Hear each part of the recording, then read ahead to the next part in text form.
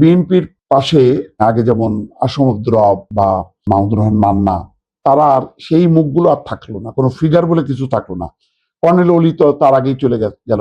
প্রথমে কর্নেল অলি, তারপরে আসম আব্দুর রব, তারপর হচ্ছে মাহমুদুর রহমান মান্না। তো কর্নেল অলি আরো বিপজ্জনক অবস্থানে চলে গেল, একেবারে ইউটার্ন করে পুরো জামাতের জোটে চলে গেল। পর্যন্ত মাহমুদুর রহমান মান্নাও বিএনপির সঙ্গে সমঝোতার যে নির্বাচন, সেখান থেকে বেরিয়ে আসলেন। তিনি এককভাবে নির্বাচন করবেন এবং বলছেন যে 11 আসনে এককভাবে নির্বাচন করবে তার দল, নাগরিক ঐক্য।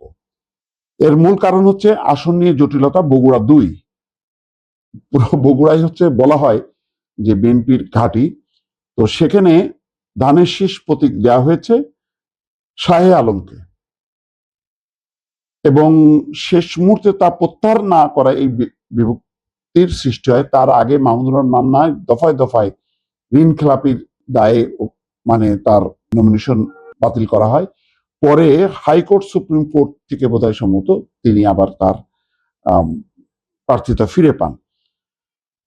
তো যেটা হয়েছে, বলা হচ্ছে, ঘোষণা দিয়েছেন মাহমুদুর রহমান মান্না এককভাবেই করবেন। বিএনপির শীর্ষ নেতাদের সঙ্গে মাহমুদুর রহমান মান্না একাধিকবার যোগাযোগ করলেও কোনো ফল না আসায় জরুরি সংবাদ সম্মেলন করে একলা চলনীতি অবলম্বনের ঘোষণা দেন তিনি।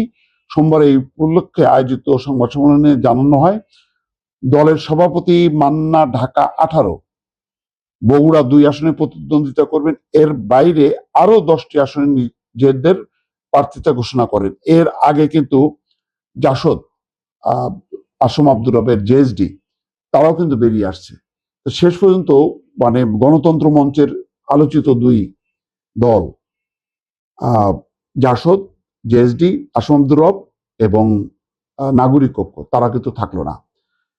মোট কথা, ওই অর্থে আর মানে গণ অধিকার পরিষদের 2টি দল ছাড়া আর তেমন মানে যুগপথ বা সমঝোতা যে নির্বাচনটা, সেটা হলো না।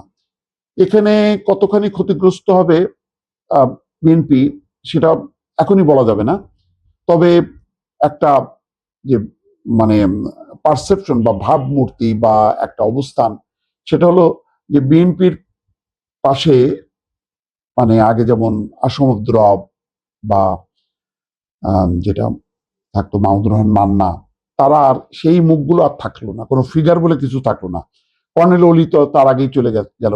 প্রথমে কর্নেল অলি, তারপরে আসম আব্দুর রব, তারপর হচ্ছে মাহমুদুর রহমান মান্না। তো কর্নেল অলি আরো বিপজ্জনক অবস্থানে চলে গেল, একেবারে ইউটার্ন করে পুরো জামাতের জোটে চলে গেল। তো সেই অর্থে বিএনপি বলা যায় যে এই নির্বাচনে এককভাবেই আসলে লড়াই করতেছে। গণ অধিকার পরিষদের একটা অংশ আবার সেক্রেটারি ধানের শীর্ষের মানে প্রতীক নিয়ে নির্বাচন করতে হবে বলে তাকে দল থেকে পদত্যাগ করতে হলো। এলডিপি একীভূত হলো। তার মানে একদিকে জামাতের জোট, সেই জোট যদিও ভাঙন হলো, ইসলামী আন্দোলন বের হয়ে গেল, একটা বড় শক্তি, তারপরেও 10 দলীয় জোট হিসেবে তারা থাকলো। অন্যদিকে বিএনপি এককভাবেই নির্বাচনটা করছে। এটা বিএনপির জন্য খুবই চ্যালেঞ্জিং এই কারণে যে বিএনপি যদি এখন ফ্লো না তুলতে পারে, জোয়ার না তুলতে পারে, তাহলে কিন্তু বিএনপি ধাক্কা খাবে। যদিও যতই ধাক্কা খাক না কেন, আলটিমেটলি ধানের শীষ। বাংলাদেশের রাজনীতিতে নৌকা ধানের শীষের বাইরে অন্য প্রতীক কিন্তু খুব জমজমাট না।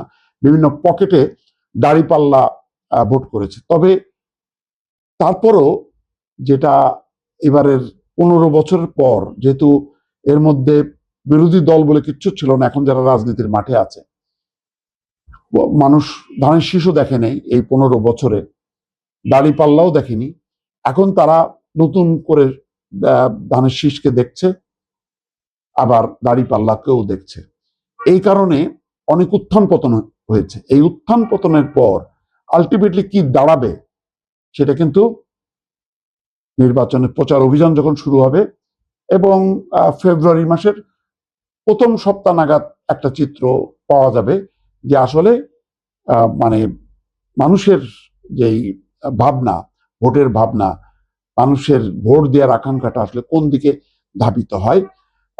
বিএনপির জোটও নাই, সমঝোতাও আসলে ওই অর্থে আর থাকলো না, কারণ কর্নেল অলি নাই, আসম আব্দুর রব নাই, মাহমুদুর রহমান মান্না নাই, বড় বড় ফিগার গুলো যখন নাই, যদিও তাদের এককভাবে নির্বাচন করে জিতে আসার সম্ভাবনাটা তেমন নেই বলে অনেকে মনে করেন, তারপরেও জোটের স্বার্থে বা সমঝোতার স্বার্থে কিছু আরো কিছু ত্যাগ করলে ভালো হতো, কিন্তু সেটা না করে যে